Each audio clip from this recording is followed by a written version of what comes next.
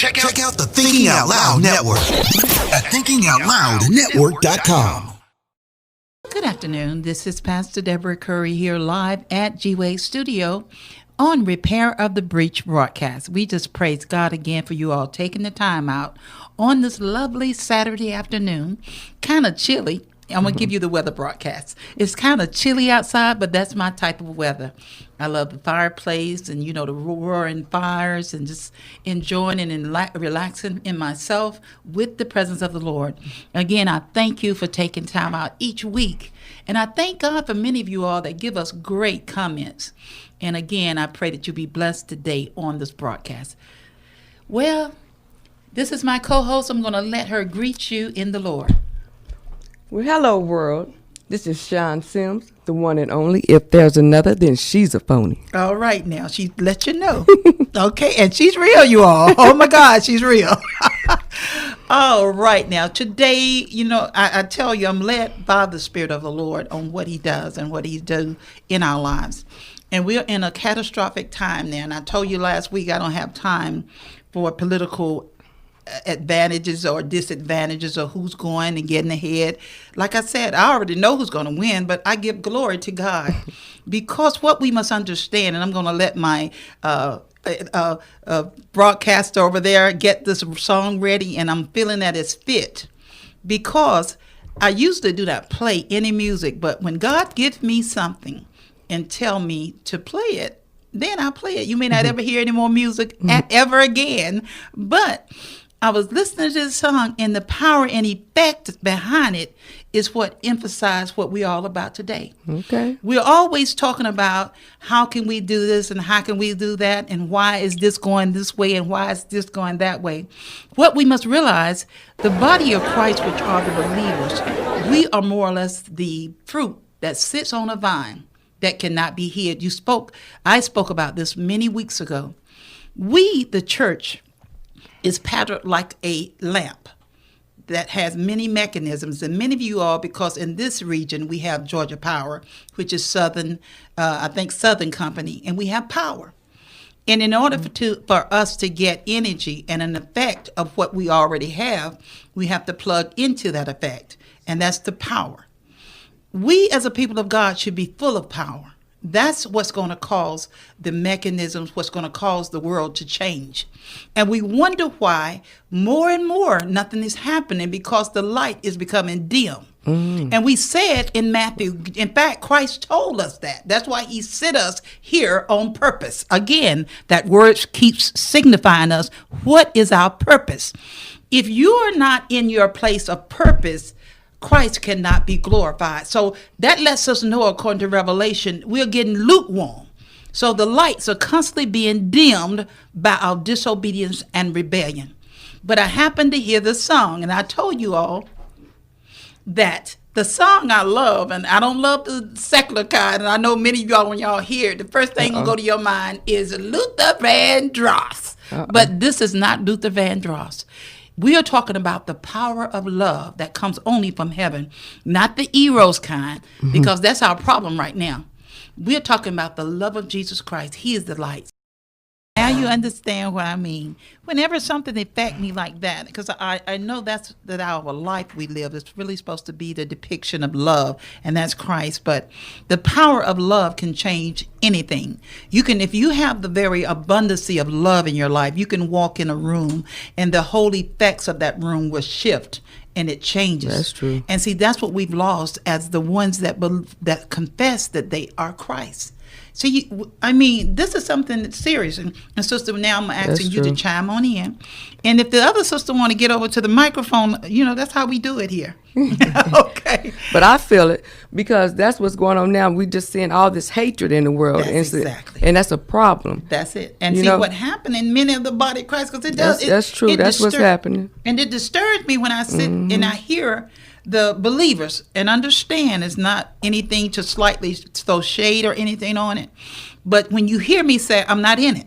I don't want to talk religion. Not religion, but I don't. In fact, yes, I don't even want to talk religion, and I don't want to talk about the political aspect because Timothy said we are not supposed to be consumed with the affairs of this life. And I don't. Yes, we have carnal work, businesses, industry. Yes. Oh, I'll burn it up and I'll show the world the power of God through what God has endowed me with to be able to reach the industry, the marketplace.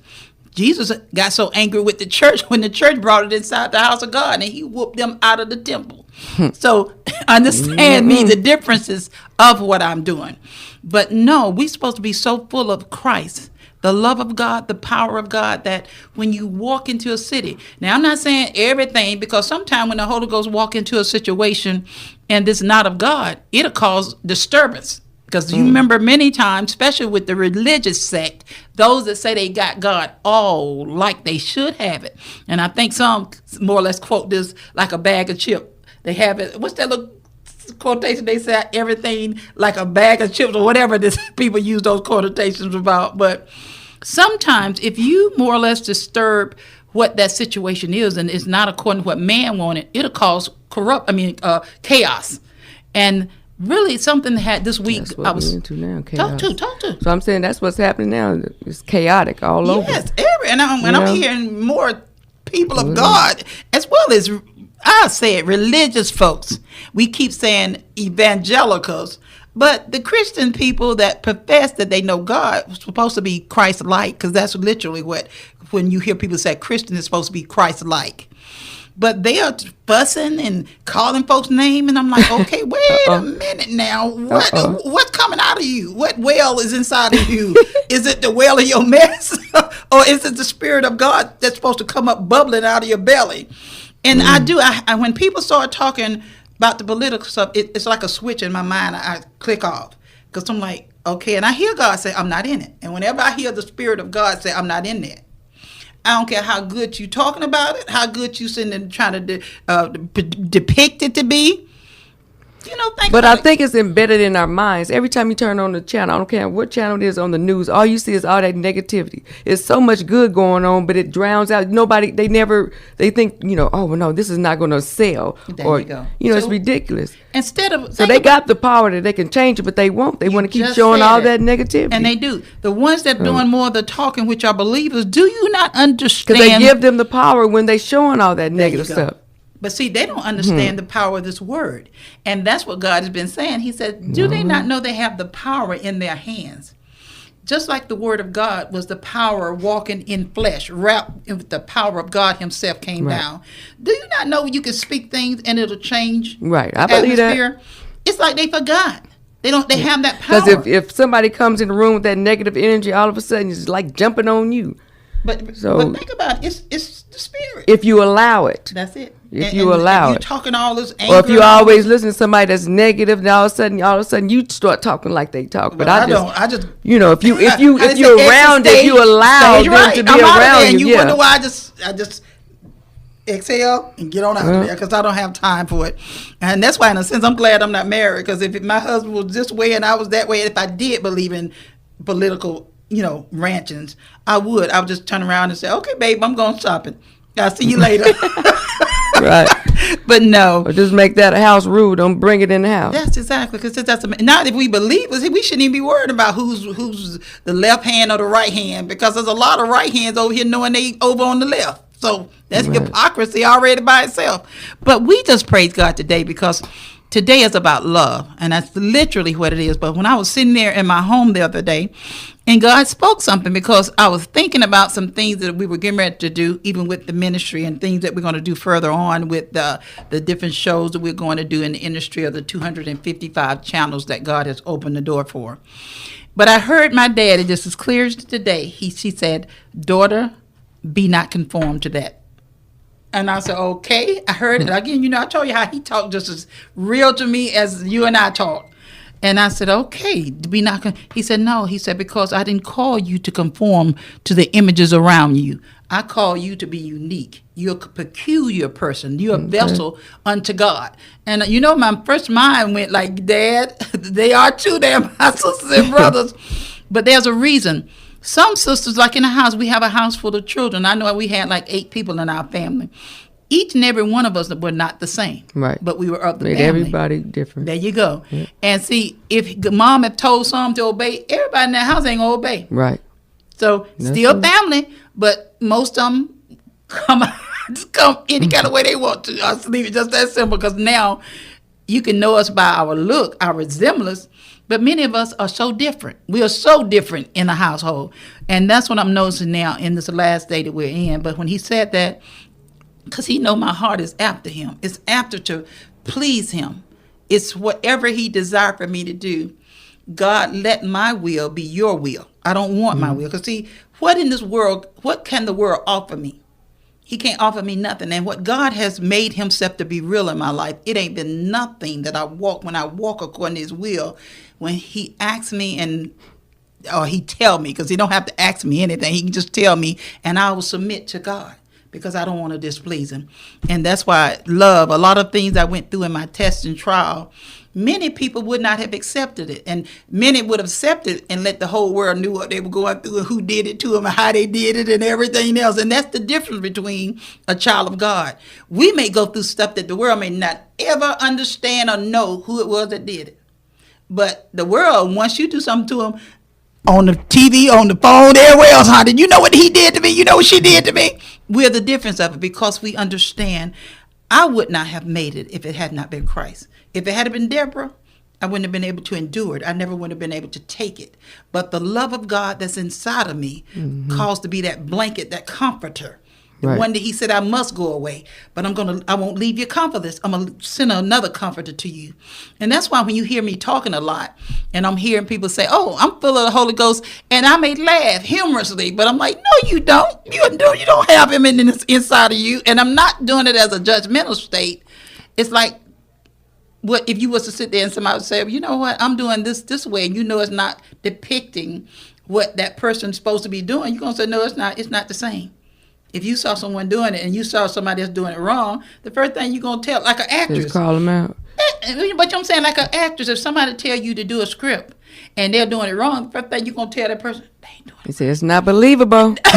you just go to the extreme, okay? But that's what more or less we as a people of God, if you know that word, he didn't get in that word and say, okay, Deborah, you do it this way. Tom, you do it this way. Curry, Roy, you do it this way. The word of God is to everybody, because he would have been, 27 billion people talking, okay, you got to do it this way, you got to do it that way. But he said, what I said unto one, I said unto all. And see, that's why when I hear people saying, well, no, he told me this. If it's not in that word from Genesis to Revelation, what voice talking to you? Because I know if it's not in that word, then it wasn't God talking to you. And I just laugh when I hear people talking, and I say, oh, okay, he did it like that. You know? That's what you tell. And then, they think I'm being humorous, but I say he did it like that. Okay, no problem, because I'm not going to argue with you, because God's word is not for debate. The one you're going to debate with when he bring you up before the judgment seat of God and says, okay, let me open the books of life and see that I tell you to do it this way. And when he come, well, you told me. No, you didn't. He's not even going to argue. He's just going to sit there and turn all the way over. First, he's going to read you everything you did, the time you did it, the second you said it, the time you turned your neck around and did your snake. And then he's going to say, not the snake. And at the end, he's going to do it. He's just going to say, let me check something and turn it over to the book of life. If your name not in it, sorry, love you so much. I love you all while you was walking the earth, when you was born. I love you, because I hate to hear folks always talk about, he loved me in spite of. He loved you so much, he died for the world. Before you was even thought on, he died in the beginning. Before you was even thought on, he died, shed his blood on the Calvary, and he sit there and did it for every mankind on this earth. And long as you obey his word, that's what, because I hear so many people tell it all the kind of ways they want to. And I'm like, okay, God, if you wanted it that way, all you would have did is say, I came down and died. He wouldn't have left from Matthew Matthew to John, that's telling and explaining how much he had that he did it. But then he said, okay, I'm going to leave you an avenue of instructions that as you ingest my word and eat, just like when you eat all that food and you get big as a house, you eat my word, you're going to be so nourished in me. Hallelujah. You're going to be so full of me. You just dancing in the spirit, because everything comes. You just throwing that weapon, them firing darts coming at you. You just throwing my darts of the word and you destroying it. But you know what? I'm being humorous now, because I know many of y'all said she being too humorous. Okay. But I'm feeling good today, because I know when God talks to me and let me know, daughter, every little thing you doing, I'm watching you because I know you are wonderfully and fearfully made, yes, but because your heart is open to me at all different times. And we, again, the power of love. When someone is doing something and God said, do not get involved with that, I don't sit there and say, you know what, Deborah knows, I can tell them something. Because right then, you remember we was talking about the difference of when God told me it could have been said right, but it wasn't the right time. We spoke about a couple. Timing is so that's everything. why I'll be like, he said, no, not the right time. And I thought about looking at the many times that people did him wrong. And he sit there. Sometimes they would throw something at him and he would just like look at him. And I'm like laughing to myself sometimes because you be want to come back with a reaction or with a response that will eat them up and shut their mouth. But God may sometimes say, no, it's not the right time. If you understand, because he knows the reaction they may receive it in. It might not be the right time for them to receive what you got to say because they came at you with a different spirit. Right. So, and I hear a lot of people quote 1 John, I'm going to try the spirit by my spirit. No, he did not tell you to try the spirit by your spirit because you don't have the right spirit. So that's the problem. But we as a people of God has to get, and you hear me say it all the time, get in that word. And see, we've taught by people, not God. Read that word so you can be able to come and tell somebody and straighten them out. No, eat that word because you love him so much. You want to see what is his direction for you to do. Last week we was talking about the young ladies. I know when I said many young ladies, I know it, not just by what I see on social media, but what I know in my spirit, what God says. And he has some great things waiting for some of you all. You all just don't even know. When I say great things, the reason I know when y'all be talking about man after me, what I'm doing, no, it's not for me because you know why? Majority of the men come at me, even though they're good, they're intelligent, they have money galore. And God know I ain't saying I don't want no money. But the point of it is, you know how it is, sis? Some people just don't, they're not your type. I used to hear the words. A lot of them are not your type. But you understand what I'm saying. Not some, a lot. The world may say, oh, that's your type. Well, the young man that I always laugh at. Well, what's considered your type? See, I knew you would come. Don't do that. I mean, now, if you was to ask me that, okay, let me distinguish that. Okay, my type, and that's strange. That's why I say that's very strange. Just to sit there and pinpoint a man, if I was to walk, okay, let me see. And see, that's strange. I got to stop and think. If I was not in the desire of God, and you just say, right now, and that's strange, God, thank you for having a mind like that, but I can't just bring my mind and focus and say, this is the kind of man I want. Oh, Lord, you see? Mess around, you can just click it off. But I don't have a type. That's what's so strange. And I mean, you want somebody to be kind. Oh, now you say like with that. the personality. What type of man would you want? Somebody that's respectable. You know that. That's family oriented. I mean, just what. You just on east side, yes. Yeah, but I'm saying, what type of man? You don't want nobody that's disrespectful. But no one wants that. You want somebody godly. Well, that's a main thing. That's the main thing. But I'm talking you want about somebody right that can hold their own. What kind of man? Because there's all kind of people out there. But most of the ones that I would, just because everybody got money. See, that's they empty in the inside. Some of them tall, some dark, some of them light skinned, some of them, like I said, I laugh, and that's strange. And I don't even know why I even laughed with that about our good friend that we always talk about. You said so fine. Mm-hmm. I don't know right now if this man was to walk up in this room, and that's serious. And that's when I had to sit there to laugh one time. I said, if, what his name, Shamar Moore was to walk up in here right there and said, Deborah. No, I'm just giving you said give me a reason to say something. So I'm saying, if he was to walk up in this room right now and said, you know what? God told me that you are my wife. And I'm sorry. And God knows, and I'm not lying. You get married tomorrow. No, it wouldn't. But see, that's the point. Johnny on the spot. It wouldn't, because you know what did I tell you? He's not, in the sense that I don't even want to say he's gorgeous. Pleasing to the eye. Well, extremely. No, I'm going to do something for you. The man that asked me to marry, that I was going to marry, Shamar Moore couldn't touch him. That's why I said I'm going to show you a picture of him one time. But I was not in love with him. I was going to do it because everybody said, that's a good man to marry. And he loved children. He loved my children until my children found out that he wanted to marry me, and my children like, So he was a good man? Oh my God, he's good. And now since he have his wife, see, think about Muslims, if I'm not mistaken, are taught to take care of your family and take care of your wife. If I'm not mistaken, I'm just trying to see. But think about it. He was good. I mean, he. So it was you. What? Why didn't you like the man? But see, that's the point. I was not in love with him, and I ain't gonna say I tried because I'll be lying. I didn't try to fall in love with him because that was so strange. He was always be saying, "Deborah, I love you," and I'll shake my head. You don't like. You know how many women want to hear a man say, "I love you." But see, that's the point, and I think he started beginning to understand. I'm not gonna tell you no lie. And then when God said, you love him in the Lord. And that's what got him. I think he started noticing, I said, I love you in the Lord. And that look would always come. And one day he just stopped just in his tracks and said, I love you, Deborah. And I just I tried to. And I guess in his mind, it started coming to reality. She's not in love. And he said it. Eventually. Well, I'm saying if a man tell you that and you don't respond, because he's not going to keep telling you that. Yeah, that's huge. It really is. Well, and you need to receive that. And no, I'm saying because. But see, I've got to have it in my heart. Why would I lie to you? Do you remember I kept saying I don't play with men's hearts?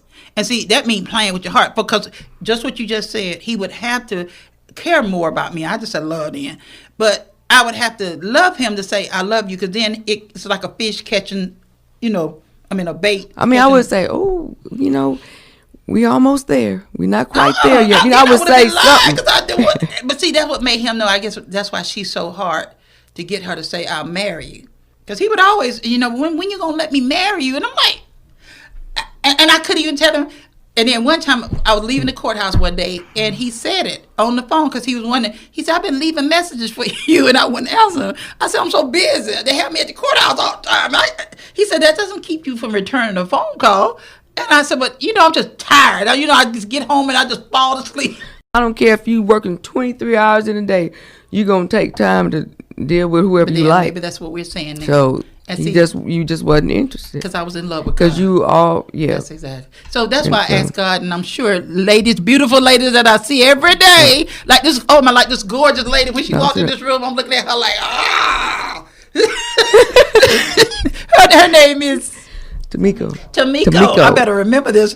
But you all, if you was to see Tamiko, that's all I'm saying. And men, I know you already wondering, how does she gonna walk behind that camera? She's gorgeous. That's all I can tell you. Maybe one day she's gonna come on this camera, and I'm telling you all, men, she's ready. Oh. Look at her eyes. I'm telling you, she's gorgeous. I'm telling you, I would not say if you're not good, you're not good. But this lady is gorgeous. I told her when she walked in the door, and I said, oh, okay. Hey, and now you got to pray that I get down to that, okay? She looking so, oh my God. We just a gorgeous women. God just made us that way. But she is gorgeous. Okay, now, I'm going to have a fashion show and put you on there, okay? Look at her there. So good. Hey, I forgot how you do it, but.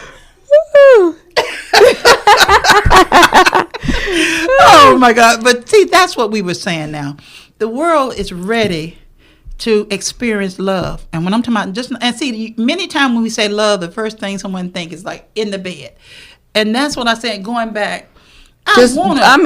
Like me, I always try to share the love. If I can help somebody, I can. If somebody's looking sad, I'm going to strike up a conversation and try to talk to them, to try to make them, whatever they going through, to try to make them forget it for that moment. You see what I'm saying? Just stuff like that. But see, that's compassion. Yeah, I'm saying, because I don't like to see people sad. And I or feel alone. If it's a room full of people and you by yourself, why? Oh no. But there's a reason here. Probably, I would want to get just like in my partying days, people. Okay. I would dance with a gorilla, long as he don't bite me. It don't matter. I would just make sure. Yeah, because it's people. Mama saying, you see people. They, come on. Come on. So you don't like to feel people. Because you can tell they shy. Yes. They feeling the music, but nobody's coming. So just paying attention. And they have the time of their life. But it's just stuff like that. It's just little things. It's just little things to try to reach out to people. But that's a compassion. It's not hard. In your heart. I'm just saying, it's in everybody. It's not hard. But just like when you walking past somebody, how do you connect eyes and you don't smile and nod head or something? Well, that's what we're in this industry now. Have you noticed? People have their feelings in their heart. And you even look at now, it has nothing to do about their status economically. You can just see people. I mean, when I go somewhere, I just sit there and think about it in a courtroom, and that's not everybody in the court for what they're like a crime or a sentence or whatever. Right. It's just people in general. Even I can sometimes look up and see a judge, and I can read. I mean, not read. I'm going to correct that. You all discern. Okay, that's spiritualistic mess. But I can just discern it. I probably tell her exactly what she's going through that day. But what has happened, what she does not supposed to, or he, if it's a male, he doesn't supposed to come in with whatever he's left at home or wherever. He's supposed to come there with his mind focused on the people at hand.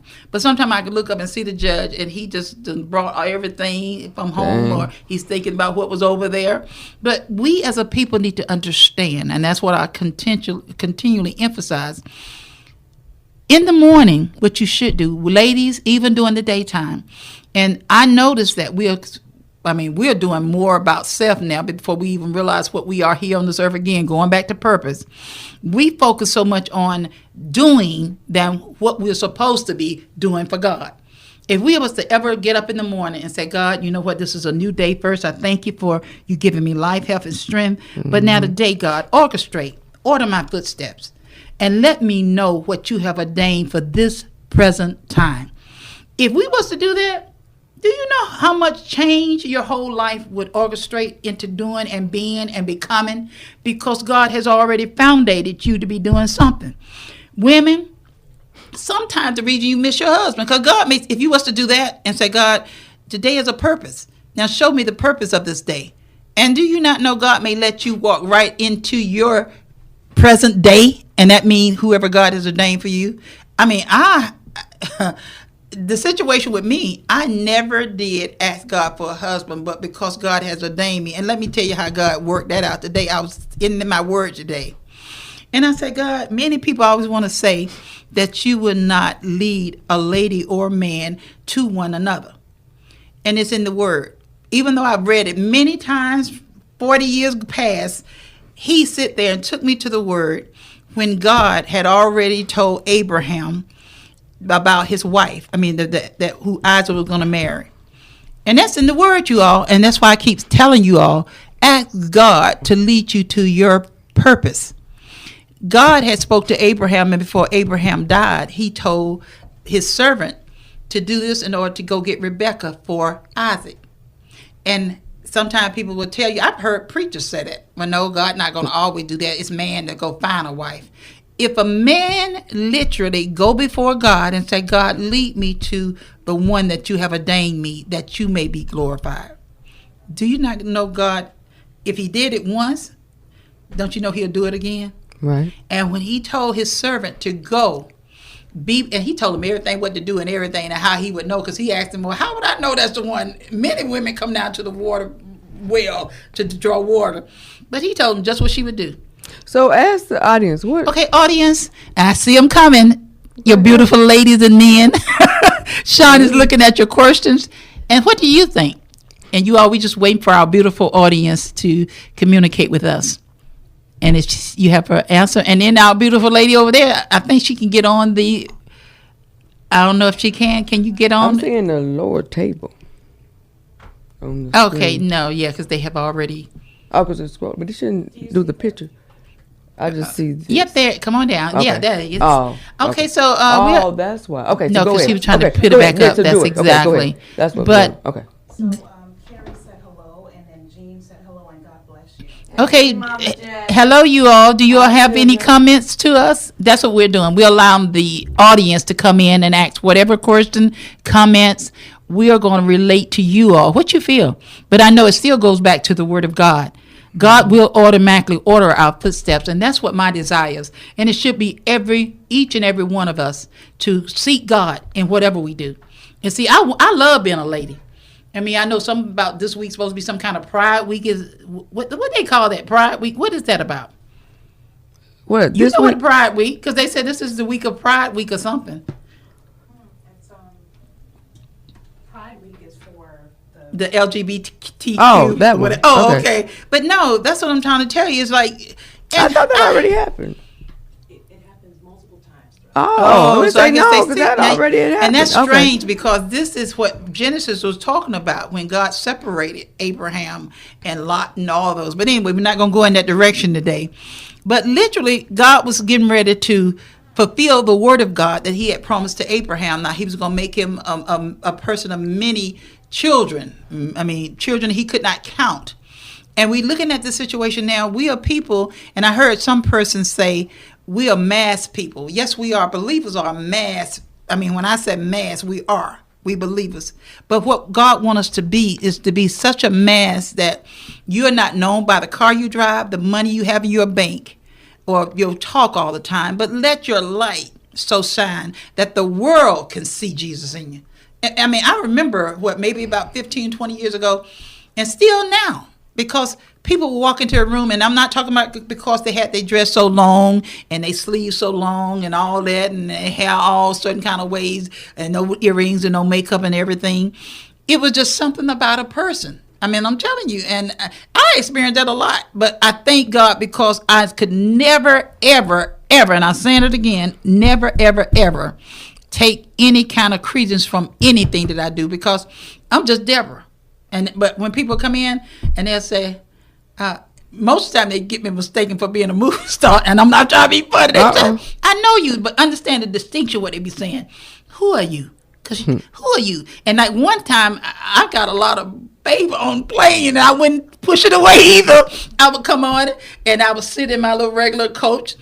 And if they had a lot of seats, inside the first class, and one time God had to chastise me because I didn't say nothing, but they said, come on up, because you that person. And I'm like, okay, what person?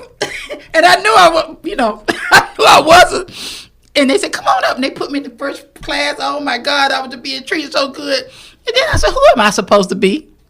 I'll be whoever they want. No, when they say that, no, I'm telling you, being phony. I'm let them just be in their glory. I am not going to be let. If they all excited, think they done met a movie star. How you doing? They asked me. I'm telling you. And they asked me, can you sign my autograph? Oh no, I signed my name. Yes, I signed my name. No, sis, she's playing. I hope. Okay, she's playing. And they are so happy. No, I don't know who they think I am, but no, sis, they say we know you somebody. I am somebody. No, I am, but no, they weren't talking about that now. Well, no. I'm saying, I had to be honest, I'm sitting there laughing. I said, no, I don't supposed to be here. No, I'm saying for somebody who just wanted, they just think they run up to, will you sign my autograph? I signed my name. I'm not lying. I'm Sean Sims, and I signed my name. No. And they all excited. No, and when we was when we was at the inauguration, true story. When we was at the inauguration, I was with my mother and Tony and her husband, family from Texas, and we were just walking. We were just walking, and the people ran up. And they were talking, who are you? I was like, shh. I said, don't tell nobody. I said, I just want to walk amongst everybody else. I just want to feel normal. And she said, see, I told you she was somebody. I told you. And pray for her. Y'all pray for her. Pray for her. But no, even when they said, I said, no, I'm not people who you wouldn't know if you was to look at TV. But they said, no.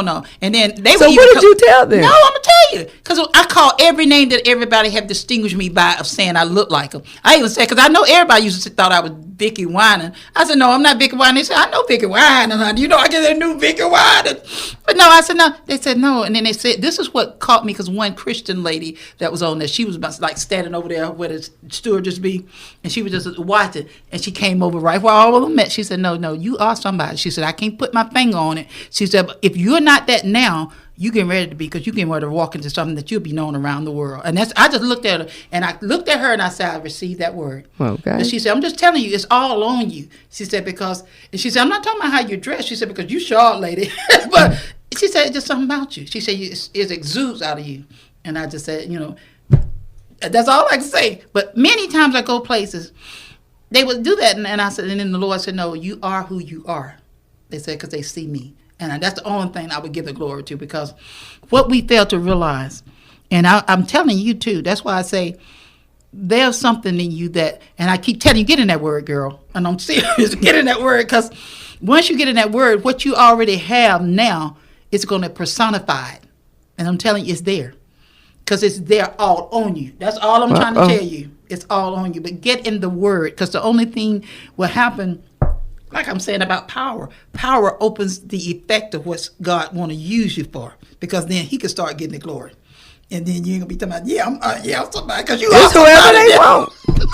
But I know you. But see, that's why I say God is getting ready to use, and even for Him to come to me and say, daughter, because I find myself sometimes, when people say, come on, let's do this, and just to sit there, and I don't want to be a clique, and I'm not going to get in nobody's clique, and don't want to be in a clique, because I just thought about what you said about that. In doing a lot of inaugurations, I would get invitations to come to the inauguration, and I'm like, and I would just say, Dad, I'm not about that. And I'm not, because I'm like, what was I go there for? I'm not about political antics. I do not flow with political antics. So I would always cut that off, and they would say, come to this and come to that. I'm like, Even when we used to do the host for BET and Stellar Awards, the Dove Awards, usually I would pull people that I know are outgoing people, and see, now I know who I'm going to use on that, because you'll be the host. But no, and it would be so, like I told you about Angela Bassett and her husband, how that happened. I guess what they would do is see me over there on the red carpet, but then they'll see me over there just sitting there watching. But majority of the times, I would be in the corner just watching. And majority of the time, most of the celebrities would come over there in the corner with me. I guess they'd be like, who is she? Because I see her, she get off the red carpet. Well, that's another thing that happens. The celebrities be coming and want to get in the pictures with me. We do. I don't know who they think I am, but it's something to that, though. You understand? Because I know even with Judge Hatchett, before, she went through the things, but I was over in the corner at the BET Awards, and even Monique, how they did it, because they saw me just go over in the corner and just watch them, because I do. What I watch them for, and I guess, I don't know, maybe God knows, I'm looking at where do you act a certain way before the camera, and do you act something different? You understand what I'm saying? Because some people, they live who they are as an actor. But I remember I was sitting there with a lot of people. 24/7. And even Michael Jackson, LaToya Jackson, Usher, what the little short one that he was going to be with out of the TLC. I mean, we was all in a room together. LaToya and them, everybody. And I'm sitting there, because I can't watch it. When I saw Michael, I saw what he experienced, Michael Jackson. Because what it was, his childhood was always before him. He didn't see himself as a 47, 43, or back then it was like a 32, 35. But when I see this, it was a fear. Even with LaToya, she was so pretty, little petite little thing, but because they were sheltered. You think that's what it is with many They people? couldn't just go outside like that. You remember they had to just practice all the time. I'm telling you, they wasn't used to being around people like that. They couldn't. They didn't have a childhood. Okay. They did not have it. That's why when he was older, he just liked all the roller coasters and all that, because he didn't have a childhood. So when he was grown, he can do what he wanted. He missed that. But still, a fear. You see the difference of a fear and when you just recluse. This was fear when I saw, and I'm looking at them because they didn't have like the social skills, like kids going to school would just be interacting, having fun, go home and play with your friends. That was different. They were always working. I don't think that was it. You would have had to be there for me. But even when we was on Rodeo Drive and we was out shopping with one of the pastors out of Memphis, Tennessee. And when they saw, and then the little girl that was with me, I may touch you now. That's just my mannerism. But no, even the person that was on the Parkers, the young man that everybody liked, he was the teacher, I guess. Oh, yeah. But no, I was sitting there and we was in the car and everybody jumping out trying to, meet all these so-called well-known people. They shy. And I'm sitting there in real life. They shy. But no, and you're right, maybe. But they was running after, and then finally they looked around and they saw me because I'm sitting in the car with my foot watching them and I first told them, don't be jumping after them people. They are the same people as you are. Right. But I noticed he was like at them, and then he looked over, he said, who are you? He said, come on, you want a picture? I said, no. He said, why you don't want a picture with me? You don't want I said, no, it's just that I don't want pictures. I don't get in people's pictures. And that look that went across his face, like she's, it's unusual. Because most people will see him or see the ones we will meet. I've been one of them. But I like to take pictures. But see, that's all right. But you understand the difference. I think what it is, what do you want a picture with me for? If you understand what I mean. You want me to answer? Okay, answer. Okay. I'm not a groupie by no means, but like Teddy Riley, just different ones that I met that I just appreciated. all, everything that they've done over the years. They're legendary to me, and I just really appreciate them. I've So never I just heard it in that aspect. Yeah, so that's why, so I'm like, so this is what, if you have made me so happy in so many ways, I want you to know I appreciate you. And so I just, this is just for me, just to have. See, that's something totally different than what people say. Well, what are they saying? No, you know what I'm talking about. And I guess with them, even, I guess that's what I'm doing. People that are well known, even like I told you when I first met Suge Knight, I think he noticed that everybody was kind of like scared of him, and I'm sitting there looking. And at they had every reason to be. No. Still, everybody has a reason to be scared of us too now, because we got them hidden hells in us. Let me stop. Oh yeah. But no, he was sitting over there in his Rolls Royce, and God said, "No, you need to talk to him." And now he watching all of us too, all out in front of the BET, the hotel. And I just said, Suge. Called him out. Yes, I did. He said, "Come on." And I went on to tell him what I wanted him. I said, we have some youth there in Atlanta, and we need to do certain thing with the youth. I said, just as well over here in LA, you have a lot of problems. I said, you have a background that more or less have established you to be. And then I went on to tell him that. And he was sitting there, all his entourage, his bodyguards, he watching this lady. And when he got through, he said, you know what? Here's my cell number and my office number over here in Wisher Boulevard. If you can fly here to LA, we're going to do something. And that's how I ended up meeting him, just like that. And just so many. They say he's really smart, though. Oh, he's very smart. But see, that's why right now, and I have gotten so consumed when God told me, if you know, no, you was not the one, it was Keisha. But God had told me, go to him in that prison where he's at, because he's falsely accused. That's all. And I need to go ahead and get over there so I can talk with his attorney to do a motion. This man coming out of there. And I know if God tell me something. Sure, I'm telling you, he was false accused with that. It was literally, you still haven't heard me. It was literally self-defense. And that's what I'm trying to tell you. See, one thing about when you go into court, if it's persuasion of the DA, the DA, if he could paint that picture to look one way, just look at how people do us. If you get behind somebody's back and talk about somebody, you can make something look so guilty, and they will not be guilty.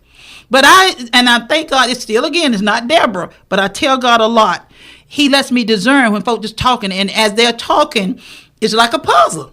When they're talking, they may be making the puzzle be this way, and God will show the puzzle being laid out to be this way, and I'm sitting back like, okay. Because what it is, just like he know us. He know every intricate part of us when we think before we think.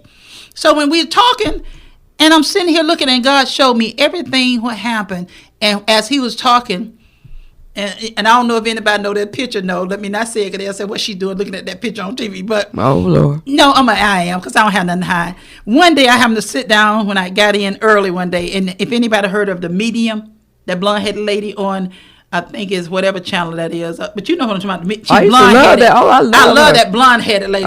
She's a good actress. But no, excellent. She had she could be able to see when people were dying, and they had a number on the head. I think that was the show I saw.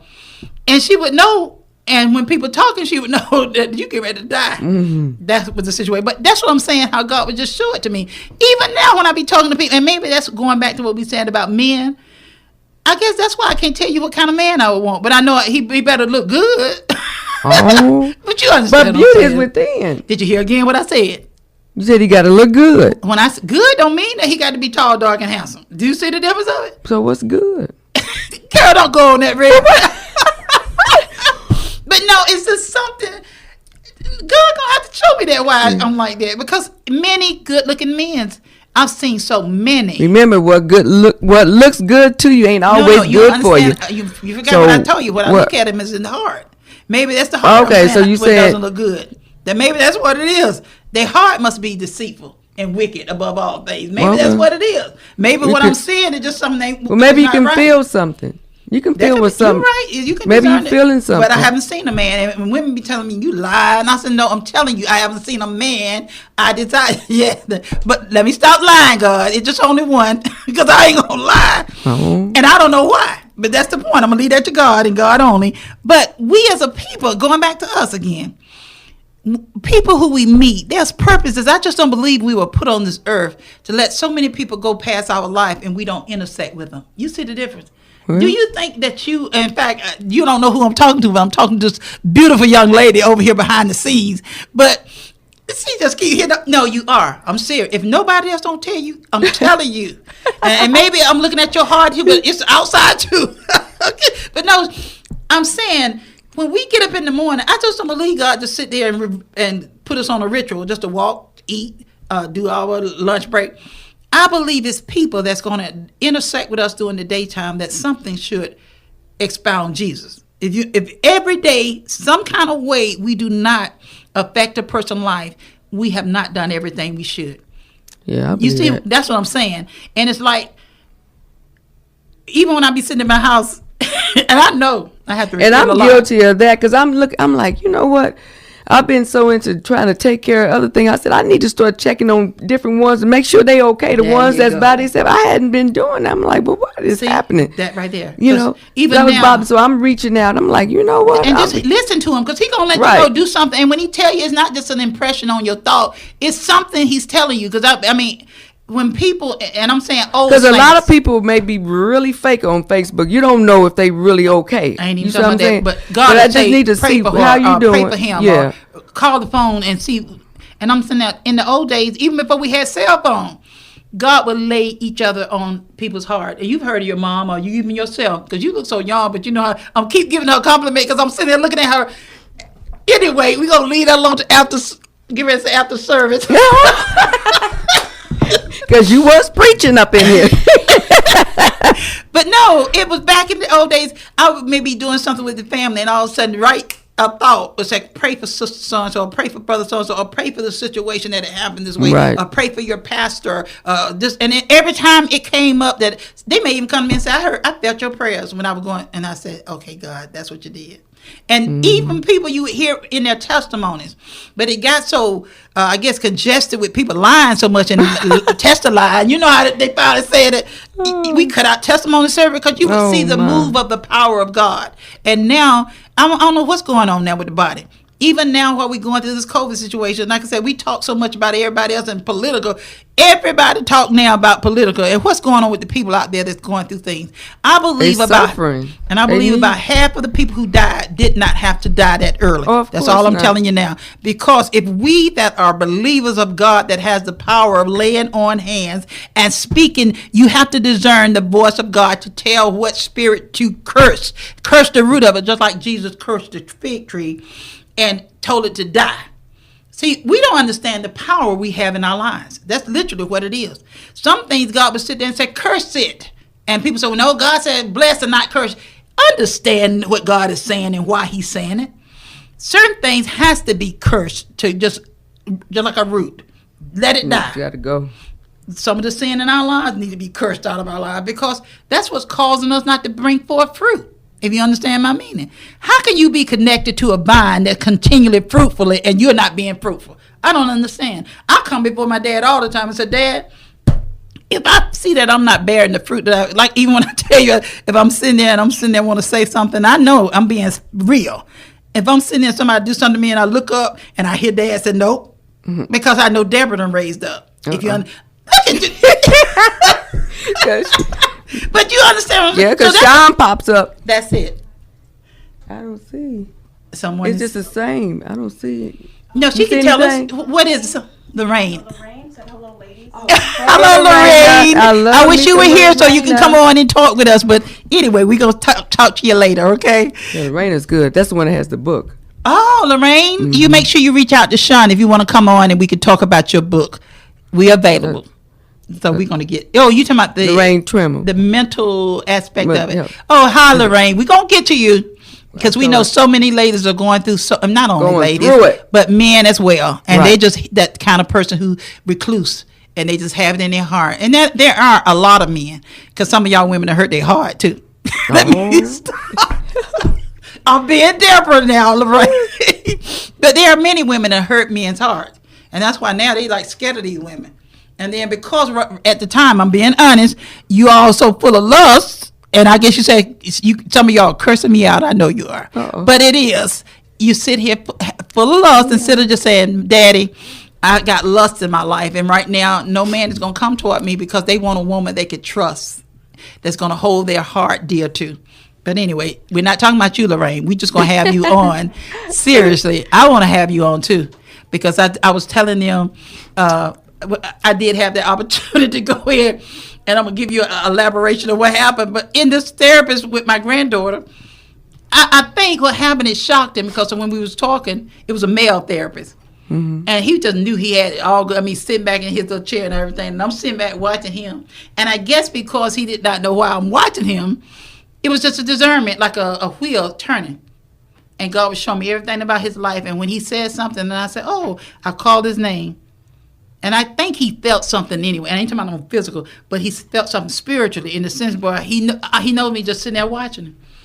And finally he said, so what do you want to talk about? I said, is it all right for me if I said something to you about something about your life?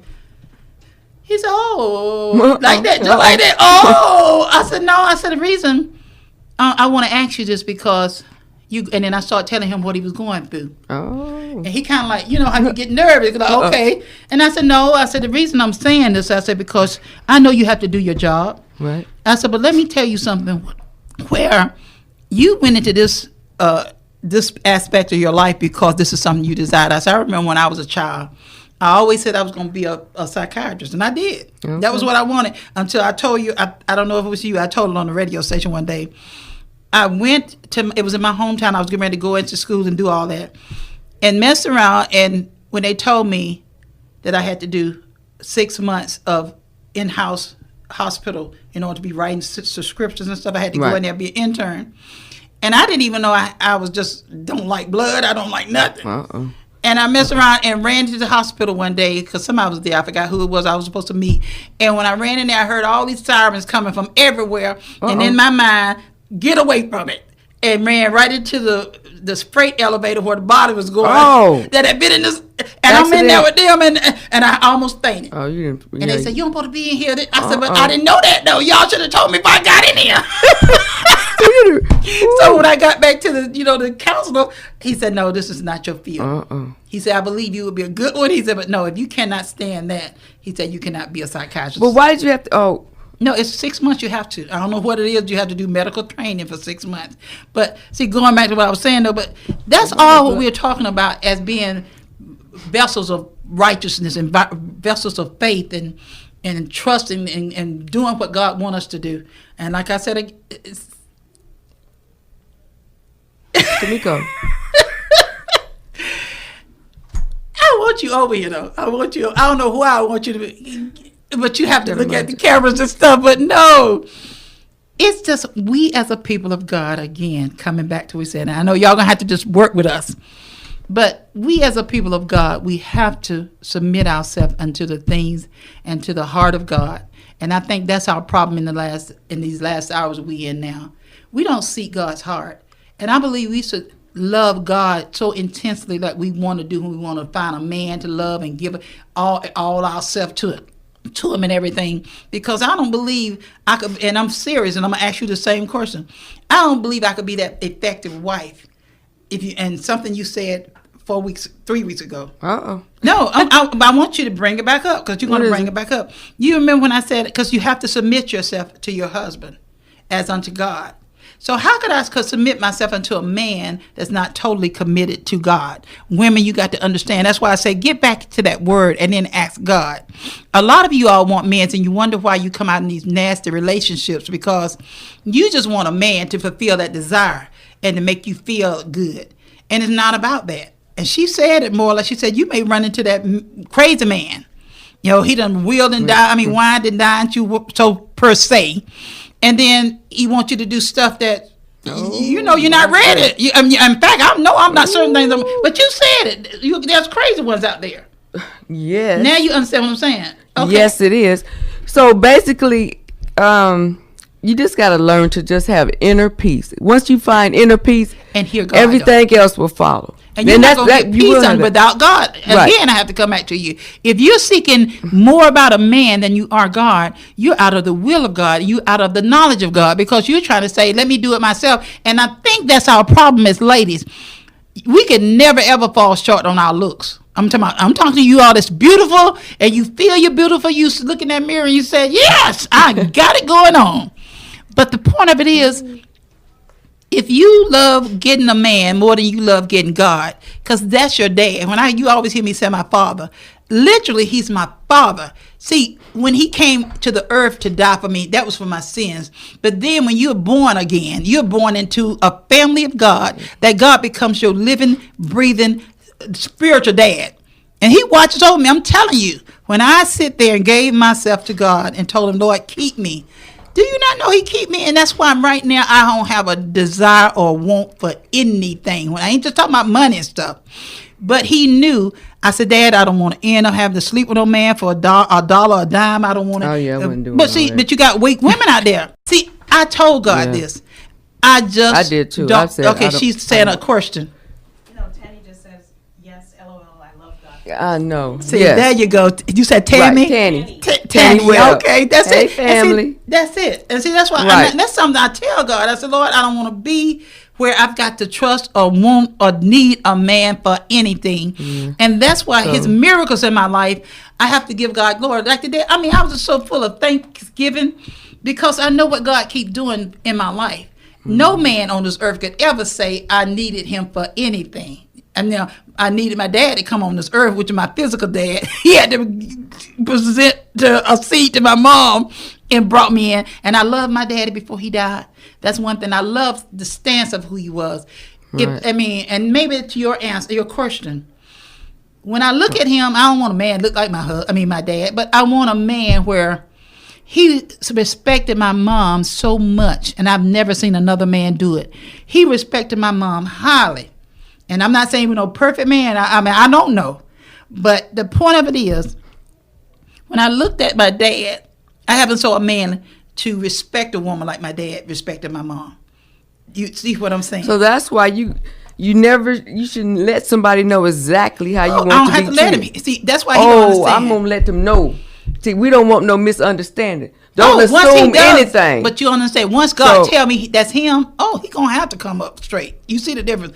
I ain't never seen one where God said, okay, he's the one going to have your heart. Because a lot, like when you communicate, you need to let people, they can't, men are different animals. I understand what you're saying. You saying that you talking to God and you telling God what you want. But you also need to let that man reassure, okay, look, I like to have the doors open. I like this. I like that. Because a lot of men, a lot of women are now at the point where they don't want I can open the door for myself. They just, they independent women, and so they go through all that. It's a power struggle. So, a lot of men, they back off because of the fact that, these women are coming at them strong and they can do for themselves, for this and that and the other. That's it with me. No, not with you. Okay. But a lot of women, or they independent. They can open their own doors. They don't want no man to open the door for them. It's a different day. It's a different day. That's all I got to say. So you just need to let them in know. You don't. Shivery is not dead over here. Oh no, that's what you gotta let them know. But he better hear from God. You still not looking at the difference of it. I hear you. But one thing God's going to give me. A man of God. See, that's the difference. Everybody man is not a man of God. But the reason I'm saying the distinguishability of what I'm saying is that the one that God sends me, he's already knowing all this. You see the difference? See, you all fail to realize that I'm trying to tell the ladies that if the one God has ordained for you, you will become one before you become one. You see the difference? And I'm sure many of you all that are women of God that is watching us knows what I'm talking about. I gave you the understanding back when God let them knew that this lady Rebecca was going to be Isaac's wife. He went and found her, but with his servant. We don't have servants nowadays, but anyway, when that person come in that, and if you be prayerful, young ladies, beautiful women of God, you would know it. And even when that person telling you, if you desire, now let me put it this way, the will of God. Even if that man said, no, you're not the one, leave it alone, walk away. And don't go after him. I'm serious. But pray, go before your dad, because see, this can happen, sis, and I'm telling you, real. No, I may not go in that way today, because I may start talking.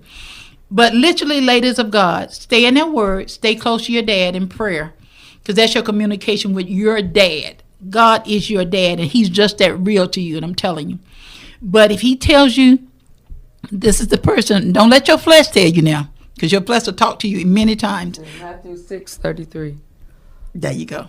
So what I'm saying is, Gina. Hey, Gina. Hey, Gina. Mm-hmm. But the problem of it is when God tells you something and you first, like I said, his sheep know his voice. Okay.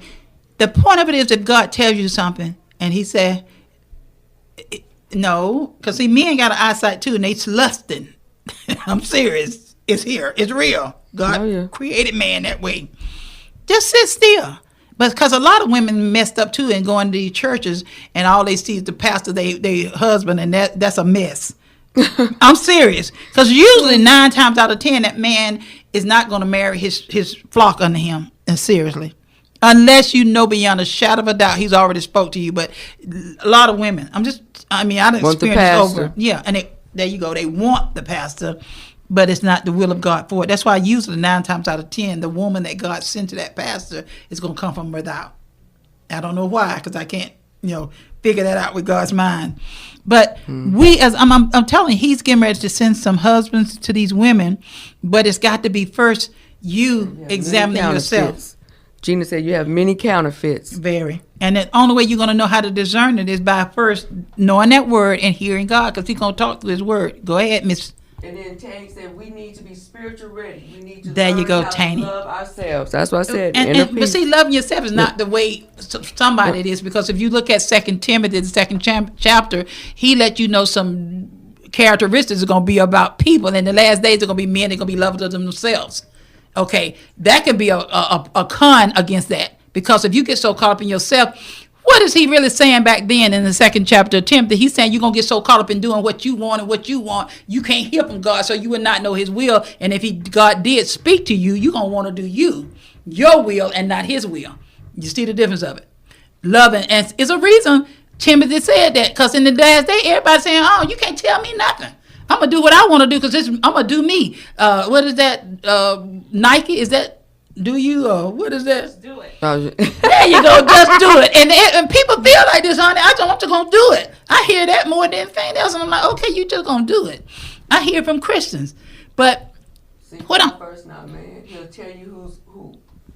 That's Gina? That's Gina. Hey, Gina. They might have to break you up.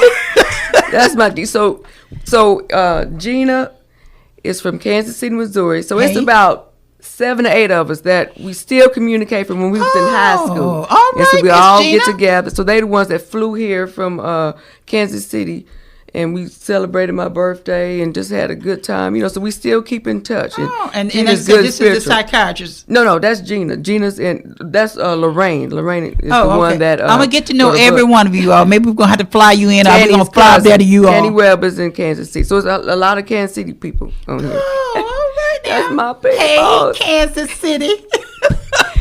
But see, that's what we're saying now, what's going on now. And with the men, you see a lot of them. And I know sometimes I say stuff being funny.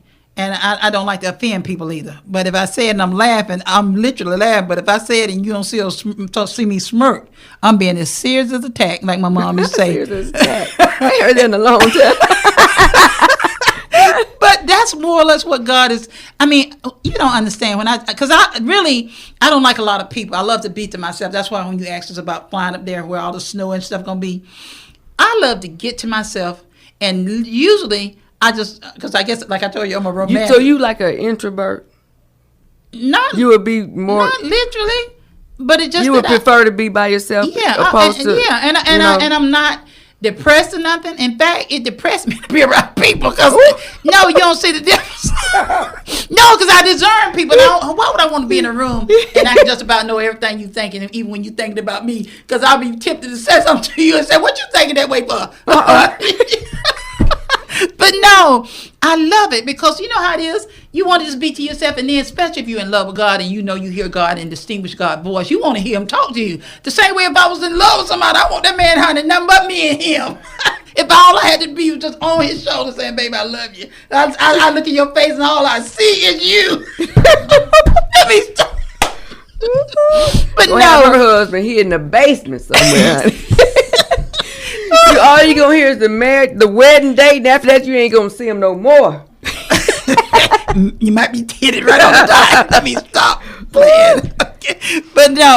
But I'm just looking. I want to see people experience the glory of God, and God want us to be. Maybe, like I said, you don't understand what I'm saying, but you have to understand where God loves us so much, and you hear it happens. it comes from people's mouths many times. God loves you so much. And then sometimes I even hear God mimic back, I love you so much, so why aren't you showing the love that I got toward them? Because I'm seeing a lot of people do a lot of talking, but they don't love people. And that's what gets to me, too, if you understand. Well, remember, that stems from their childhood. A lot of them, they really sweet, but they just been broken, and they scared to trust anybody. But love, trust is everything. See, that's why, okay, now I'm glad you brought that up, sis. If they don't trust, they don't have love. But people, because their own parents didn't love them, they allowed them to be mistreated in every way. So they don't have the. You understand? So then they scared. So if you can't trust your parents, who can you trust? You know, growing up, they the ones that raised you. So you broken. I think that went down, but that's okay. But again, look what you just said. If they don't trust anybody, that means they don't have the fullness of love. Right. Because from early on, you know, like I said, they've been molested, beaten, everything imaginable. You know, the ones that's been foster homes, they've been passed around and they doing all kind of horrible things to them. So, you know, how can they be walking around jolly? Okay. And, I mean, you know, and then, you know, they getting beat every day or misused and all kind of stuff going on. And they innocent. How do you explain that? Again, what is the reason that they going through that? But think about, everybody has something to experience in life that's going to, if they allow themselves to receive Jesus Christ as their Lord and Savior. See, one thing about Jesus, he can heal anybody, anything. Ain't nothing too hard for God to do. That's why I understand asking you again. But how do you get them? That's what I'm saying. So how do you get them to that? First, introducing Jesus. Who is really giving Jesus as him being an answer to your question nowadays? They say, go to the psychiatrist. And I'm not trying to down the psychiatrists, those psychiatrists that are listening to us. No, I'm not saying that. How can you introduce somebody that you don't know yourself? So when I say things like, when I heard Jesus just as clear as day, said, you don't need a psychiatrist. You need to be the psychiatrist to give what you got inside of you. And see, the reason I'm saying it like that is that maybe you should have went on and become a psychiatrist, just prayed about your fear. Again, all you had to do was pray about it. I could be a child of God and still be a point of contact to give them deliverance. Again, we're not the deliverer. Jesus is. But the problem of it is too many people trying to do their own thing and then saying in the disguise, well, I don't care. I mean, and people hide their mess under that too. And I'm not trying to be funny either. But if anything, the psychiatrists need to be so full of Jesus that maybe that is the way that they're going to come to them and get in their room and then leave that psychiatrist mess alone and introduce to them Jesus. You see the difference of it? But then that's with a deceptive, if you understand what I'm saying. It's a deception if you just got to pretend like you're a psychiatrist and you get them in there. Why don't you just minister to them and say, listen, you know what? Because then you get money for what you're doing. And Jesus don't do that. You see the difference of it? If I was a psychiatrist, I'd just rather tell you, don't come to my office, come to my home. Let me just show you. I'm going to give you what you need, and you don't have to pay me a dime. You see the difference? That would be nice. But see, maybe that's what need to happen now, because I'm hearing too much mess, and God saying, I'm not in it. And see, and it gets to me, because I just sit back and you know how it is when you get quiet, like, okay, I'm not going to speak on it, because some people bite your neck off. During early COVID, when I was telling them what God was giving me, I mean, I had more Christian folk because they know they were scared. Uh-oh. They were, and I knew they were. I mean, I got bit, and when I said bit, they were calling me everything but a child of God. And I'm saying, all I'm saying is that I know what God's telling me. And it was just lifting him up. But see, so many knew that they were not on that plane of faith with God. Mm-hmm. Just be real. You understand? If I'm hurting, and I just got to pretend I'm not hurting, I'm just strong, honey. And I got so much God. But no, you hurting. And one, because I know I'm not hurt, not in the hurt that make me leave God. I'm hurt loving you while I'm watching you, and I'm still loving you. You see? But I want you to stop for a minute. Let me tell you what you did. Because that's what God said. You can't come to him unless the person who offended you, go to him. Lay your religion down on that altar and go to that person who hurt you and tell them, listen, right now you causing a stumble in my life because you done hurt me, and I got to let you know because you're going around saying I ain't did nothing. You got to love me anyway. And God's saying, no, I'm not telling them that. And you're trying to get to them so you can get your relief because you just want them to know you hurt me. And then all you got to do that'll wipe the whole picture up and just say, I'm so sorry. I did do it. Don't keep sitting there looking and saying, I ain't did that to you. You did something to make me hate you. Or do you? See, we're walking around like that now. I may talk about you and you know you done hurt me, talk about you. Or somebody come to you and you done saw God may have told you, she's talking about you, tearing you down. And you come to me, sister, God let me know you was tearing me down and, whatever. And I'm looking at you, honey, what? And then start you with it. I'm just using a word with you. Honey, baby, I got too much God to be. And knowing you, and then there a lie right there out of my mouth. And I'm knowing I done spoke against you. You see the difference?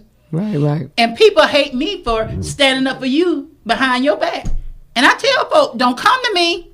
She said the same thing. God, sometimes God would tell you just be quiet. There you go. And what you said, you have to trust and experience God to yourself. There you go. Yourself. That's which Let one? the light Tammy? shine. That's Gina. But that's true. And see, that's why I say I stand up for people. And now I tell people don't come. And that's really maybe why I like to be to myself too. Because if you come around me talking about somebody else, listen to what I'm saying. When I said don't if I say and be quiet. And I do, because sometimes even, and I don't even know, even in the corporate world, they start talking about stuff and I say and they look at me like, what do you mean? I said, no, don't talk about her. She's not in the room, or he's not in the room. Right. And some of them understand what I'm saying, but some of them just like, that's Deborah. That's messy. That's real messy. But we know we've got to come clean with this, because we talk about people like we supposed to be up there in heaven. And we know we're a mess. I'm serious. We know. And that's why. There you go. And we got to do this because God is watching you. He loves you. But yes, he's watching you, saying, that's why sometimes you're not getting the place where you want to go, because your heart not clean. And I always tell God in the morning, Lord, anything that's not right, anything you already see ahead of time that I may get into, get this heart right. Yeah. And we've got to. But I know sis got to preach to us a little bit. Now preach to us, Miss Sean Sims. It done got us. This is not Sean not saying nothing. So there's a lot going on. It is. So basically, I'm just going to stick with what I've been saying. Just do the right thing. That's it. You know what's right and what's wrong. But it'll shock people. Don't be messy. Don't do it. That's it. And I love to love people, because that's why I don't call me talking about nobody. I don't want to hear it. And if anything you're going to go to and talk about somebody, even if it take your pride to come all the way down there and say, you know what, let me call her. Right. Because it's disturbing my spirit. So let me call her and say, would you talk with me?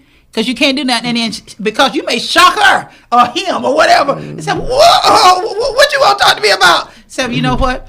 This been disturbing me. It's in my heart, and what's in my heart, I'm constantly, because out of the mouth of somebody, out of the abundance of somebody's heart, it's gonna come out their mouth. And I tell people, even in my investigation, I come in a room or I come where they at, and I let them talk, because pretty soon, through the discernment and my gift of being an investigator, you gonna talk what is inside of you, but the anointing help me cause them to tell the truth.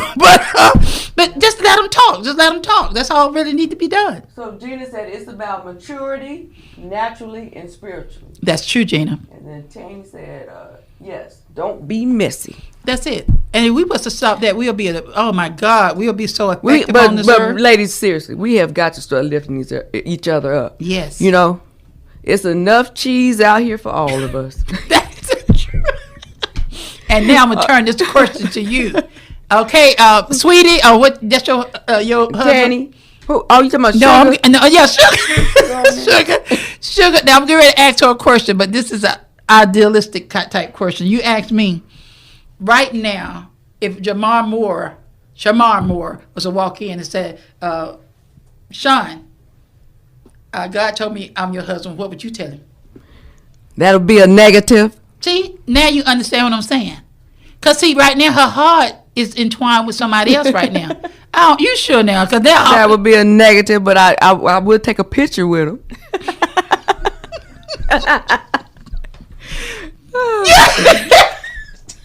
Y'all, please forgive us, because I'm just sitting there saying, Lord. I mean, that he's not my type.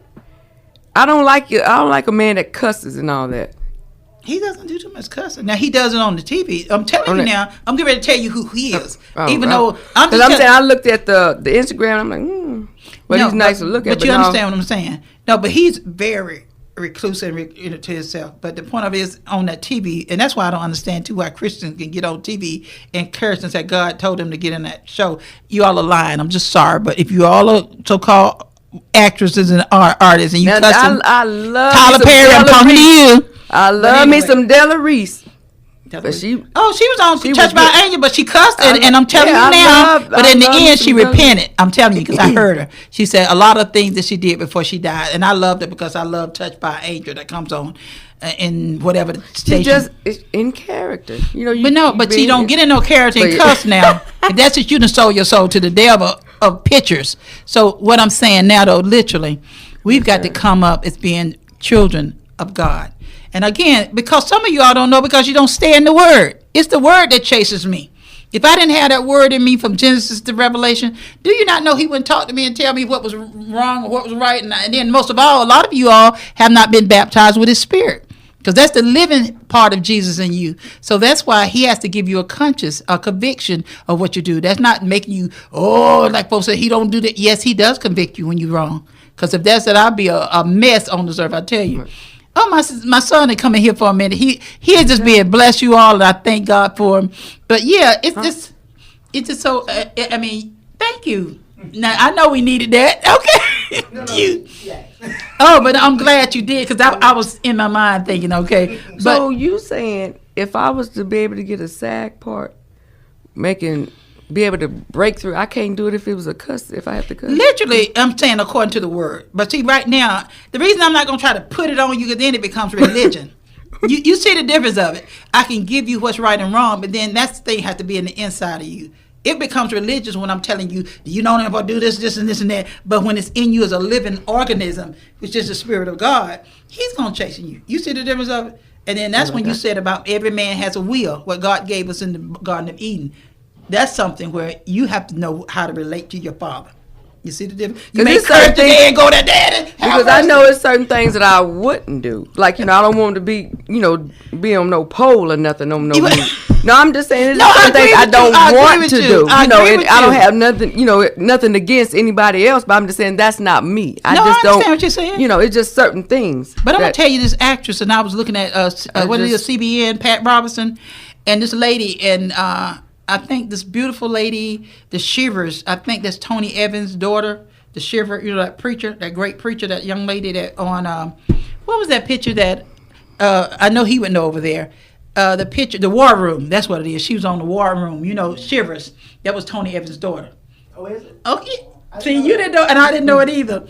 But no, it was a young lady that came on in that picture, and she was given, I understand she's a Christian, and she was saying she used to be out in Hollywood, and so she stayed out there waiting for something to come available for her. And she gave a lot of names of the movies that was out there that she was always almost ready to have a part, and she would hear God said no.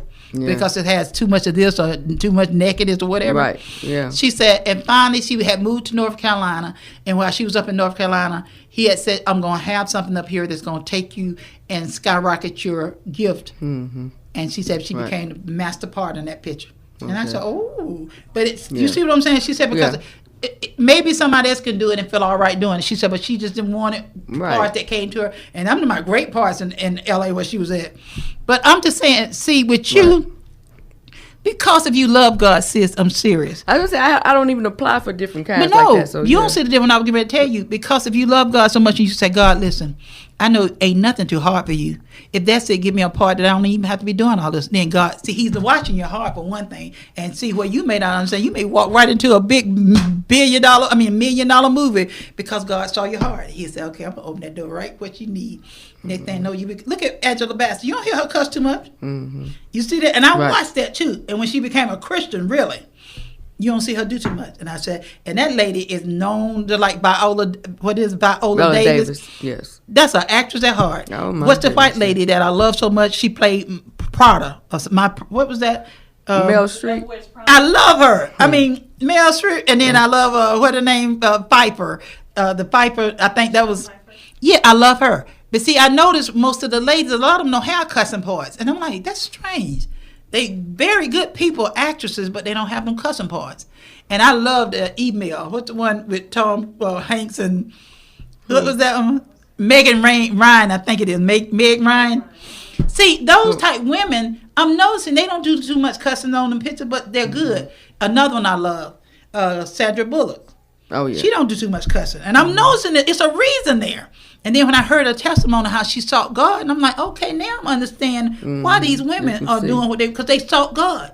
You don't have to sell your soul out. You don't have to be out there in movies where you all in the bed tussling and run. And I'm telling you, like I said, you don't have to forgive me this week.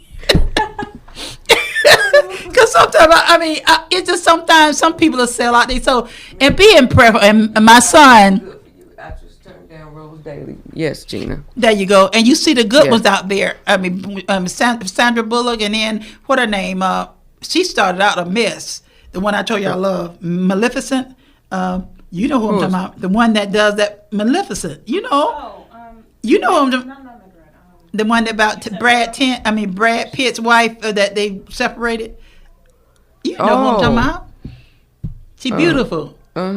What you know who you all know who Angelina Jolie. Yeah. The point of it is these women, because they know, she said because she doesn't want too many pictures no more what she used to be in it.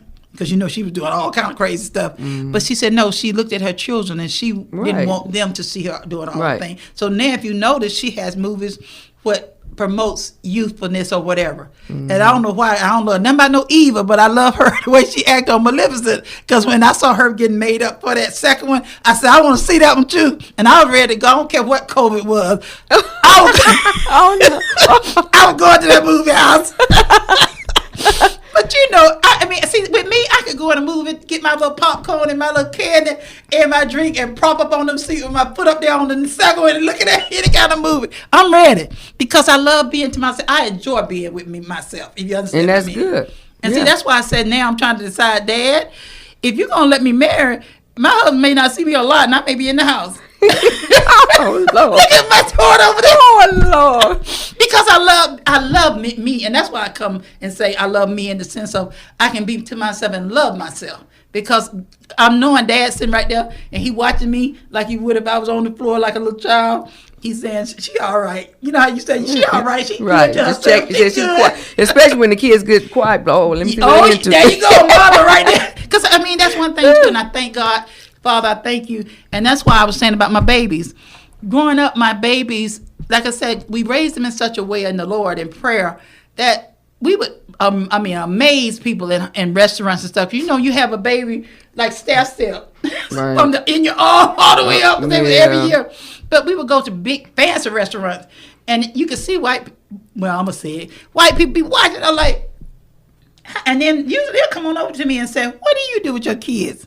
Because, in their mind, they said children are quiet, they're so disciplined because you done beat them.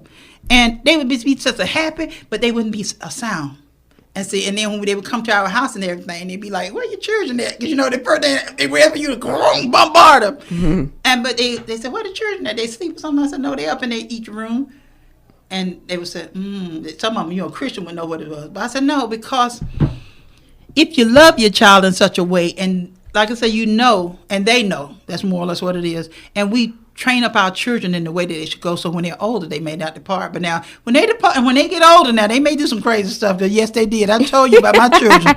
But then that was because of divorce. Because if you raise your children in a way, and you've even taught them that you will not get a divorce, and then they see that happens, and they don't understand, and then they're acting out. Yeah, because then they see your daddy hollering at your mama and knowing. That's why you got to really explain, because they think that it's their fault. Some kind of way they think it's them. Yeah. For whatever reason, Well, one of my daughters already told me, because I was getting ready to get married to the one I was telling you, and she oh my God, she calls her daddy all the time. Mama's doing this. I'm like, baby, I'm not with your daddy. How can you tell him something I'm doing? But yes, you do. And now he got with the baby daughter, the one you met, the light skinned one. And they thought they had to hide with me that they talk to their dad all the time. I said, no, I love you talking to your daddy. But Mama, they be always asking about you. I said, see, that's the problem why we're not together. Don't try to see what I'm doing. Because, like I said, his own... There's got to be boundary. What goes on in this house stays in this house. He don't need to be... he's not in this house anymore. But he's always, who is she with now? They shouldn't be answering it. They need to be like, no, you don't need to know that. They need to just nip it in the bud. Maybe they don't understand. But I guess what he's asking, is she married again? Because they heard one time I was getting ready to get married. And that's why, like I said, he's got two women on it. My mama had us trained. We couldn't tell our business.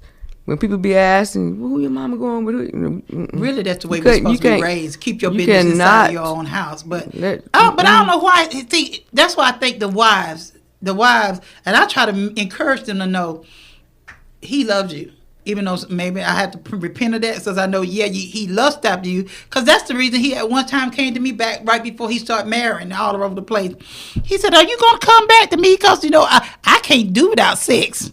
Oh. And he don't understand. That's that comment made me say, no more. Because if you can't sit here and want me so much that you can do without lusting, what's going to happen, let's say, if something happened to me or I had to go overseas, wherever. Right. You mean to say you're going to cut out on me or go after another woman because you're not right here with me? See, that's what I'm saying. I was asking you and G. Wade that the other day about lust and when you love someone. If my man don't love me so much that all he desires me, and I may have to go across seas for a whole year and you can't do without sex, then you know what? You don't need me and I don't need you. Now you see the difference of it? When you believe that same thing? Right. Because if that's the case, if he just got to have it all the time, if you have to go away for a weekend, you in trouble. Now you understand what I'm talking about. And see, that's me, because I know. But what I tell you, I said because men have two heads and they're always thinking with the wrong one. Yes. Okay, so that's one of them. Okay. We got it. Slow down laughing. That's what's going on. You stay away from them, ladies. Okay, but you're telling the truth, though. And see, that's all I'm saying is that here it is. I wouldn't want nobody like that just you can't trust. Don't nobody. All people just want somebody that they can trust that makes them feel comfortable and you respect them. It's real simple. It's just real simple. I think we can get ready to yeah. My brother. Yeah. But no, that's Trina and Taney. Okay. But yeah. So okay. So anyway, do any of you all have any more questions before we kind of culminate all this and bring it to a close? But sis, that's all it is about me though. I know one day, because I know me. I know only Deborah to the point. I know I'm like, I know that light I'm watching, and I don't even know that too good. But I'm looking at this light, and I'm to the point where I've told Dad, there's a certain way, and he has to be a man of God. I know if God sent him to me, I know a certain way he's got to come to me. And I know it's the time. That's all. And we discussed that. I haven't told you exactly what it is, but you know what I'm saying. It's a way. But you don't want to have to be comfortable because you don't want to have to live with you. That's exactly. And see, when he comes that way, because it's just like I told you in the Word, when Abraham had told the servant to go tell her, this is the way you must do it, and this is how she'll know this is the one. We have a right, and most people in the Word of God call it a fleece. If it comes this way, then you know it's God. Mm-hmm. I put that before my Father because I said, Lord, because right now too many coming. And we know whenever God sends something anyway, the devil already waiting to send you something too to distract you. But I know where, with me, like I told you before, I'm a romantic. So I know how this man got to come at me. And if you don't, then he'll never have me. And today is October the 17th, my cousin's birthday. Want to wish him happy birthday, Adrian. I love you, girl. Hey, Adrian. So Adrian Davis Jacobs. Want to sing him happy birthday? You can sing. Oh, boy. Oh, there she goes. Everybody help her. Oh, Lord. Happy birthday to you. Happy birthday to you. Okay. Happy birthday, dear Adrian, to you and many more. There you go. There you go. He had to give us a snapshot. Praise God. But I miss her. So yeah. We pray. Because I hadn't been able to go home at all this year. So I'm telling you, we get ready to travel. And I'm telling you, I love travel. And I'm telling you, when we get there, if you see me, once we find the right one, because I need to have a comfortable bed with them big pillows. I do. I'm serious. When I marry, I have one of them big comfortable. I just jump in there. The big king size bed. Oh, yes. But I love to just sit there and it's just something about it. You know how it is. Yes. Look at here. I'm comfortable. You know, you know how they do just gotta have the right kind of bed. And right kind of pillow, all of that. Yeah, them big, and I love about 4 or 5 of them. You just fall down there. But see, when you get your hubby, he'll be your cushion. I want pillows too. Let me stop. I'm just feeling good today, you all. But anyway, we love you guys. And so what are we going to do about the the weight? Okay, right. Yes, I'm so sorry, you. I know y'all was waiting for that. Okay.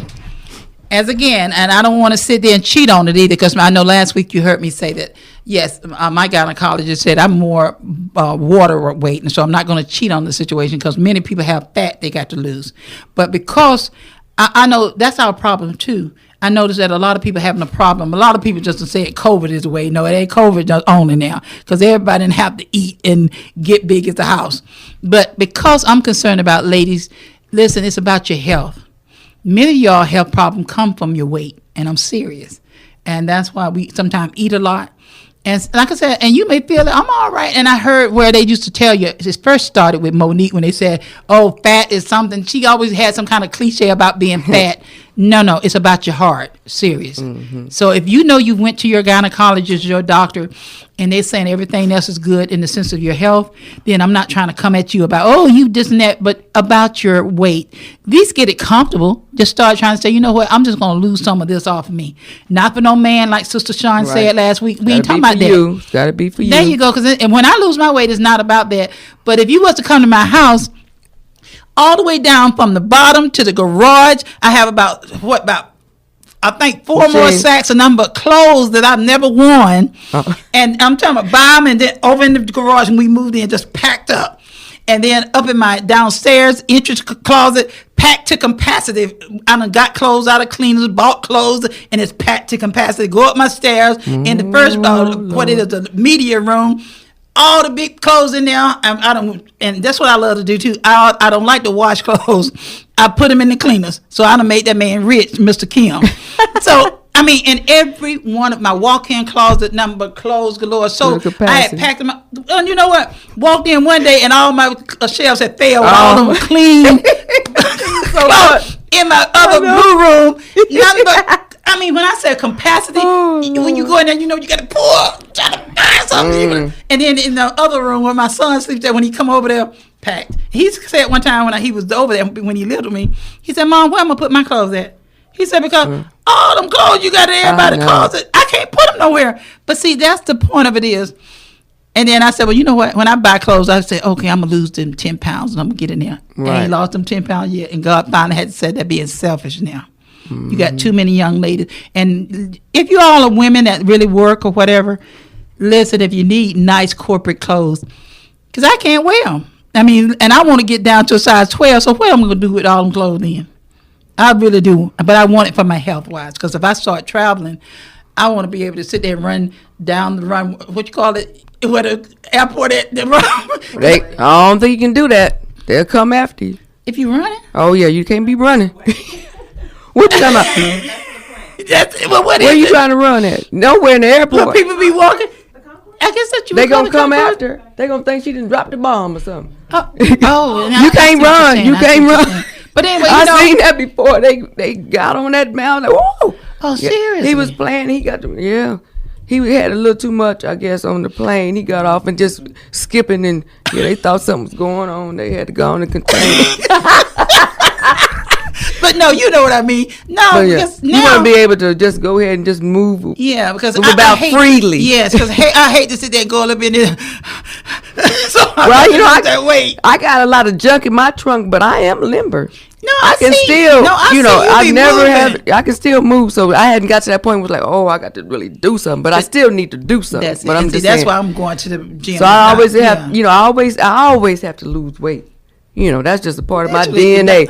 But I can always contain the fat. That's what, it's never really adequate. Always there. But no, I finally got down. I know when I went to my gynecologist back in March, I think I had 30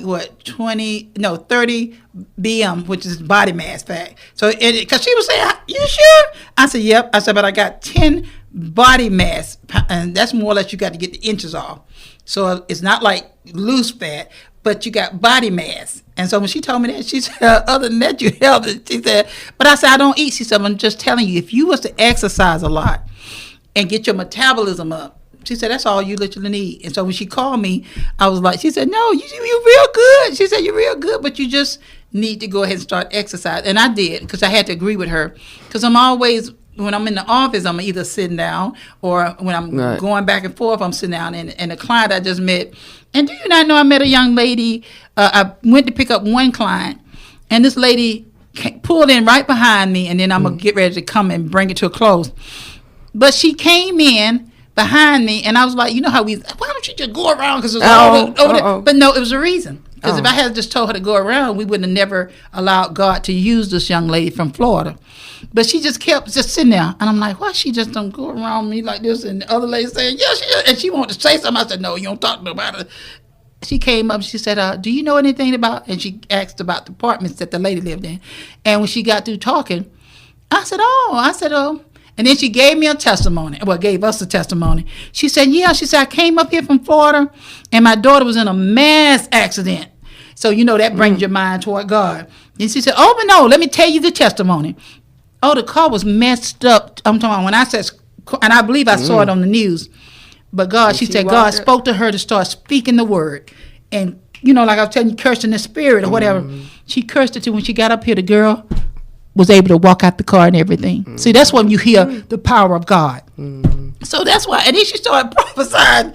And everything she prophesied was what God had gave me that morning. And I looked around at her and I said, that's why you couldn't come around the car, because we was in a conversation about her case. And she was just sitting back behind me. And we, with our mouth, why don't she go around? Why is she going around my car? But she prophesied everything that God had told me that morning. She not prophesied, she confirmed it, because God had spoken to me, but she brought it in the word of confirmation. But I told her, I said, now she said, girl, you know how I almost people, but I just said, Lord, and she said, I got to talk to you, because we got to glorify God. But, those are the kind of people I like to meet. Right. And like us, because we always doing good things, and that's why I like positive. Yeah, and that's why I said, that's why I could go with you somewhere, and I know when you got to get to yourself, and I got to get to myself, you going out to Honda Deborah. I'm getting ready to go down this mountain, down here to the city and go shopping, and I know you'll be all right. That's what I was saying. You love to shop, you love to be around people, you go down to the chalet and be talking to people, but you know what I may do? Have you ever skied before? Oh, no. There you go. Have you ever skied before? Lord have mercy. What? You have? Just a little bit, but I want to go ski too. Ooh. Well, I'll be on the baby slope then. No, I mean, we just learn how to fall. That's all. I done seen some smash. But no, we wouldn't get on. See, we wouldn't get on the experience one. We wouldn't get on the experience one, because I'm not. I heard it was fun though. But that's what I'm saying. That's the kind of stuff I love to do to enjoy myself. But I actually wanted to jump out the plane. I hadn't did that yet. But I may do that, because I was sitting there looking at someone do that, and I said, "But no, God, you didn't let me be birthed to go up in a plane unless I'm flying Delta." Delta. But you would though. I'm gonna do that.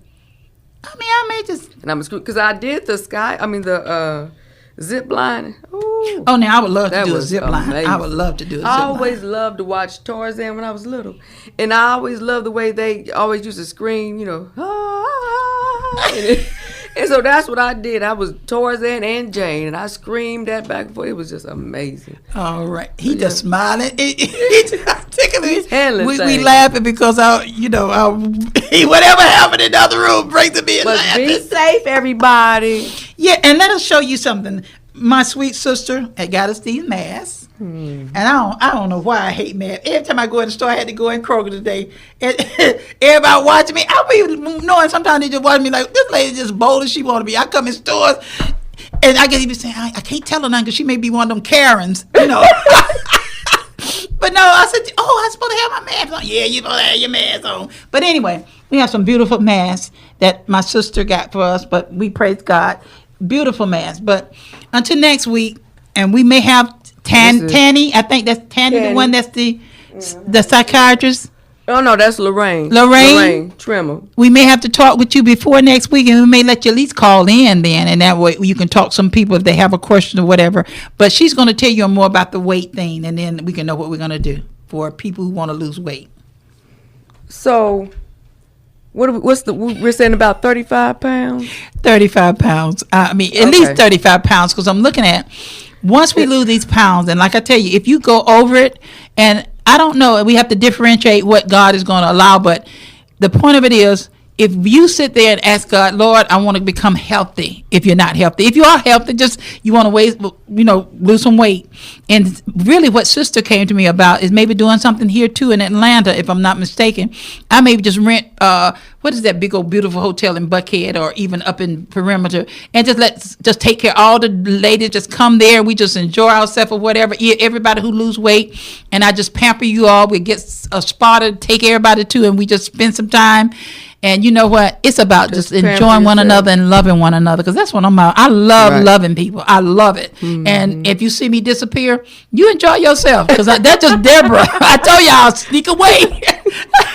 I'll sneak away to myself, and I'm just in there, honey, just enjoying myself. But I love you all. You all just don't know how much I love you all. And when I finally get a chance to be with you, you'll see how much love that is in my heart for you all.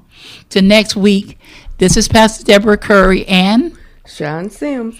And I meant to tell them that, so my email address is Sean, SHAWN.Sims, SIMS 44@gmail.com. So just put in there weight loss, and then just say, how much you the weight you're at now. And send her a picture. Right. Let me just see what's going on with you. And I want to thank LewisCorney.com for our mask. But guys, just be safe, and just try to. We don't want you to be unhealthy, because it's so easy to just get all those pounds on you, because you're just in the house. We quarantine. We can't go anywhere. So just try to start doing, going to some part of your house and just doing something for like 20 minutes. It's an exercise that I'm going to do where you lay on your back and you put your feet straight up in the air, and you do it for like 20 minutes. And it's supposed to help with the circulation and all that. So I'm going to try that. But it's just 20 minutes laying flat on your back with your feet up, and it help with fluid, just everything is said. And so I'll try to find that and put that on my site again too. But yeah, so just try to find things that help yourself. And also we have, I know about 2 or 3 different people that said jobs galore, those that are seeking for employment. I don't know what kind of work you want, but some is at CNAs, some is at FedEx, some is at UPS, and they're starting off with $19.95 an hour. And then it's a young lady. And what was the name? What was it called? UPS is hiring, and that's $19.95 for UPS, as well as FedEx. And then also one of my hair salon people, I forgot about that. They're looking for someone to do inventory and cashier, and then work in the hair products, I guess the silks, what's the thing, the lace fronts and stuff like that. If you have knowledge of that, or just inventory, knowing how to put up different things. But they're paying, I know they're starting out with $10, but you ain't really doing nothing. And then one place, even for those that just want extra money, a day labor, you can make $100 a day. But I'm going to give you the number to her, because she's already told me that anybody call her and she'll tell you exactly where to go. But they'll hire you right on the spot. And I just heard someone, and I don't know who it was, but I'll get everything ready by next week. But that's jobs galore. So we do not have to have unemployment, as I tell. And I thank God again for every one of you all. But those that are more or less interested in employment, I think she said her number is, and that's going to be good if I remember this, but anyway, it is 404-522-5471. I had to do it that way. Like you dialed it.